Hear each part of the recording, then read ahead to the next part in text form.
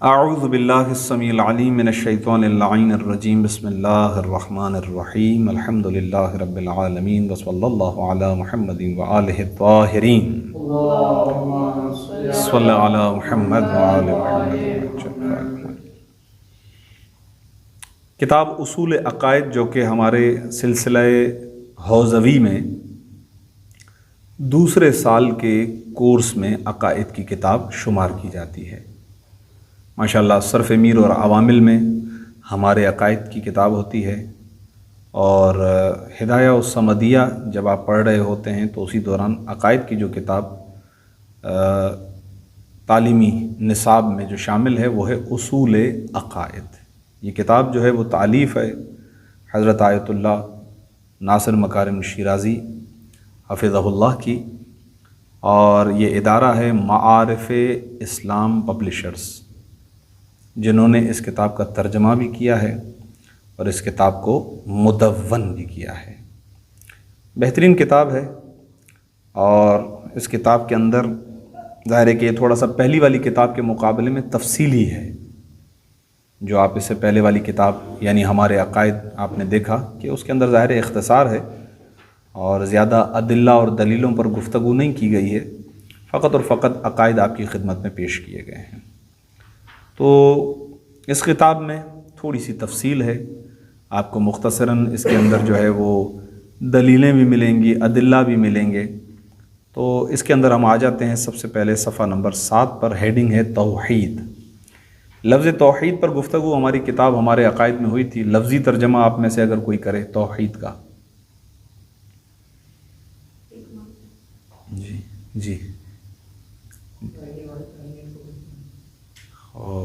خیر، یہ ساری آپ جو بھی عرض کر رہے ہیں یہ ہے مفہوم۔ دیکھیں، توحید کا لفظی ترجمہ جو آپ کی خدمت میں پیش کیا گیا تھا وہ تھا ایک قرار دینا۔ صحیح ہے؟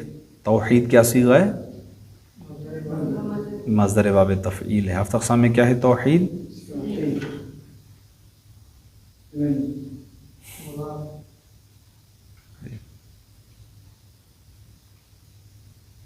مثال واوی ہے بابا، واحدہ مادہ ہے اس کا۔ صحیح ہے؟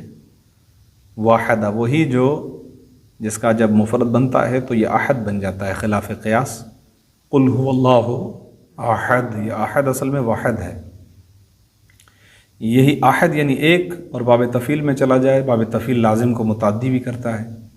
ایک قرار دینا، وہ ذات کے جو واجب الوجود ہے، جس کا ہونا ضروری ہے، اس کو ایک قرار دینا، یہ ہماری پہلی بحث ہے، اور یہ الحمدللہ ہمارے عقائد والی کتاب کے اندر اس پر تھوڑی سی بحث کی تھی ہم نے۔ ٹھیک ہے؟ تو اب ہم براہ راست ہم سبق کی طرف آتے ہیں۔ اگرچہ میں آپ سے یہ کہتا ہوں کہ جب بھی کوئی کتاب آپ شروع کریں تو اس کتاب کے اندر آپ کا طریقہ کار یہ ہونا چاہیے کہ اس کتاب کو بالکل شروع سے پڑھیں، اس کتاب کے بارے میں پڑھیں، کتاب کا نام کیا ہے، کتاب کے مصنف کا نام کیا ہے، اور یہ کتاب جو ہے وہ کب لکھی گئی ہے، کس موضوع پر ہے، کیوں لکھی گئی ہے۔ شروع میں جو تقریضات ہوتی ہیں آپ ان کو پڑھیں، جو حروف ناشر ہوتے ہیں آپ ان کو پڑھیں، خود مقدمہ مؤلف ہوتا ہے، مؤلف نے اس کتاب کو جو تالیف کیا ہے کیوں تالیف کیا ہے، اس کے پیچھے کیا راز ہے، وہ اس کو لازمی پڑھیں۔ اس سے کیا ہوتا ہے، ذہن سازی ہوتی ہے، کتاب پڑھنے میں ذرا مزہ آتا ہے، لطف محسوس کریں گے آپ پڑھ بھی چکے ہیں کتاب ہدایہ وغیرہ کو شروع کرنے سے پہلے کہ کسی بھی کتاب کو پڑھنے سے پہلے رؤوس ثمانیہ کا جاننا ضروری ہوتا ہے، یعنی ضروری بین معنی کہ اس سے بہرحال فائدہ ہے۔ تو اگر آپ آج ہم ظاہر درس میں براہ راست پہلے سبق میں داخل ہو رہے ہیں تو ہم اس کو نہیں پڑھ پائیں گے۔ آپ سے التماس کروں گا کہ آپ وقت نکال کر اس کی آغاز میں جو اس کا جو کچھ بھی ہے اس کو آپ پڑھ کے آئیے گا، تاکہ میں جو ہے وہ ڈائریکٹ آگے بڑھوں۔ ٹھیک؟ تو سب سے پہلے ہم آتے ہیں خدا کی تلاش۔ پہلا سبق کیا ہے؟ خدا کی تلاش، یعنی خدا کو ڈھونڈنا۔ صحیح ہے؟ خالق کائنات کی معرفت حاصل کرنے کے لیے ہم کیوں غور و فکر کرتے ہیں؟ یہ ایک عقلی سوال ہے، وجدانی سوال ہے، جو اندر ہی اندر میں ہر انسان کے بہرحال پیدا ہوتا ہے، اور ہر انسان اپنے خالق کو تلاش کرتا ہے۔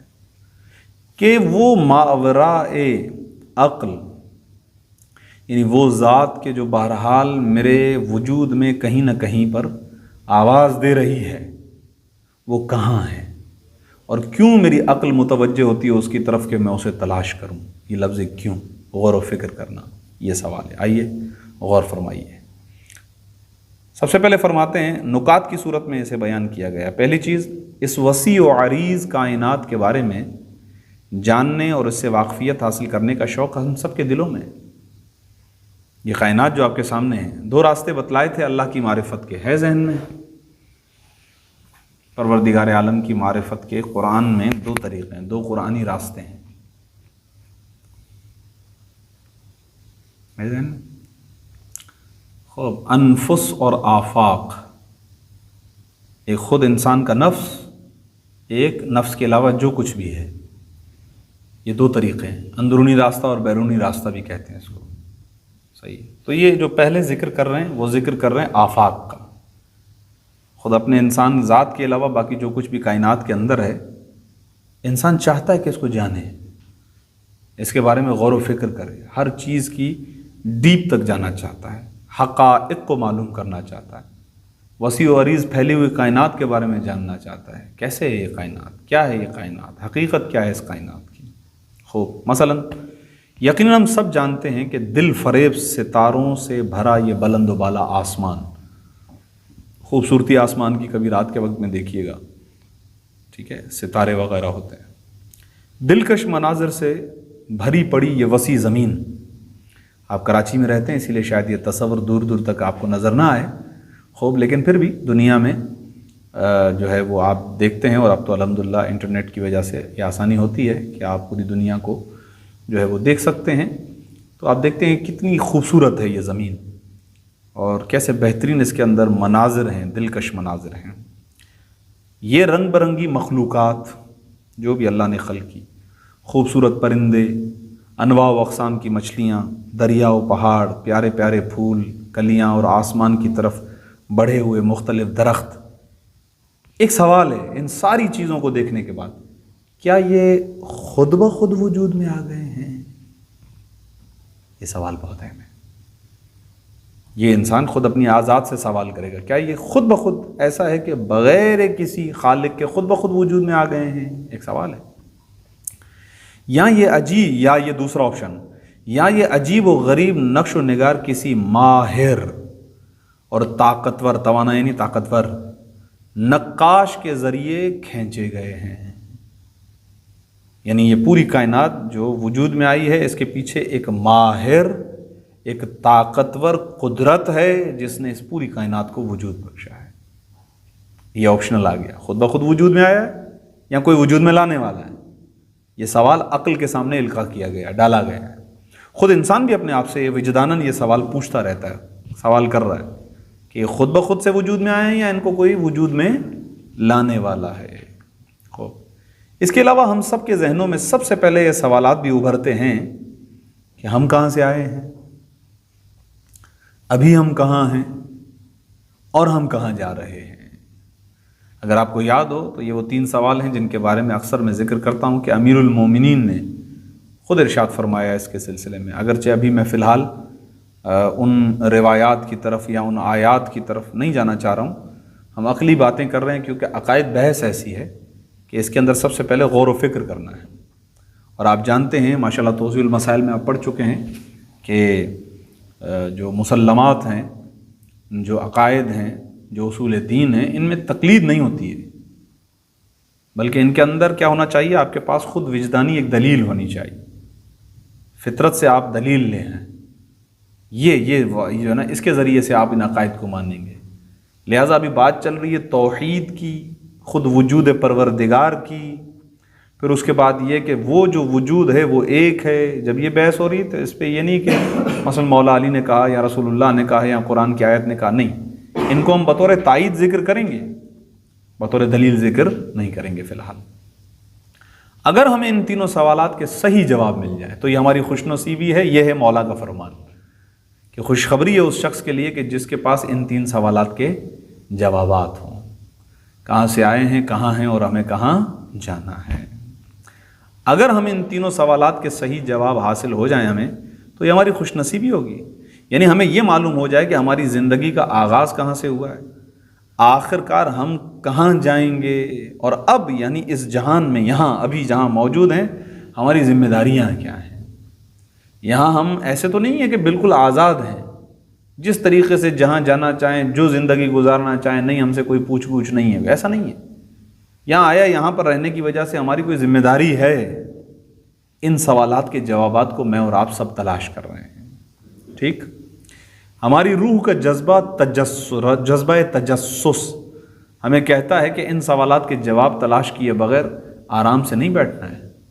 جب تک دل کو اطمینان دلانے والے ان سوالات کے جوابات نہیں مل جاتے، دل مطمئن نہیں ہوتا ہے، دل آرام سے نہیں بیٹھے گا، سکون نہیں ہوگی طبیعت کے اندر. چاہے گا انسان کے ان سوالات کے خاطر خواہ جواب مل جائیں، بہترین جوابات مل جائیں. مثال کے طور پر، اگر کار کے کسی ایکسیڈنٹ کے اندر، حادثے کے اندر کوئی شخص زخمی ہو اور بے ہوش ہو جائے اور اسے علاج کے لیے ہسپتال لے جایا جائے، تو جب بھی اس کی طبیعت کچھ بہتر ہوگی اور اسے ہوش آئے گا تو اس کا سب سے پہلا سوال اپنے ارد گرد موجود لوگوں سے یہی ہوگا کہ میں کہاں ہوں. یہ سوال ہوتا ہے، یعنی یہ کون سی جگہ ہے، میں کہاں ہوں، یہاں مجھے کیوں لایا گیا ہے، یہاں سے کب نکلوں گا. بہت بہترین مثال سمجھائیے، میں تمثیل کے ذریعے سے اس الجھن کو حل کرنے کی کوشش کی. اس مثال سے ظاہر ہے کہ انسان کے ذہن میں اس قسم کے سوالات پیدا ہوتے رہتے ہیں اور وہ ان کا جواب حاصل کرنے کا خواہش مند رہتا ہے. لہٰذا پہلی چیز جو ہمیں خدا کی تلاش اور کائنات کے پیدا کرنے والے کی معرفت حاصل کرنے کے لیے ابھارتی ہے، وہ ہماری روح کی پیاس ہے، وہ ہماری روح کی تشنگی ہے، وہ ہمارے اندر جو جستجو ہے، جذبہ تجسس ہے تلاش کرنے کا فطری طور پر، وہ ہے جو ہمیں ابھارتی ہے اس بات کی طرف کہ ہم متوجہ ہو جائیں اور تلاش کریں کہ خدا کہاں ہے. یہ ہے پہلا نقطہ آج کے درس کا. انشاءاللہ سلسلہ گفتگو یہیں سے جاری و ساری ہوگا. پروردگار عالم سے دعا کرتے ہیں کہ پروردگار ہمارے عقائد کی اصلاح فرمائے. انشاءاللہ بہترین سے بہترین عقائد اور خاص طور پر عقائد حقہ کے ساتھ مرتبط رہنے کی توفیق عطا فرمائے انشاءاللہ. اور وجدانی طور پر جو بھی سوالات نفس کے اندر آتے ہیں، پروردگار عالم الہامی طور پر ہمیں ان کے بہترین اور تسلی بخش جواب عطا فرمائے انشاءاللہ. ربنا تقبل منا انک انت السمیع العلیم وتب علینا انک انت التواب الرحیم. صلوات.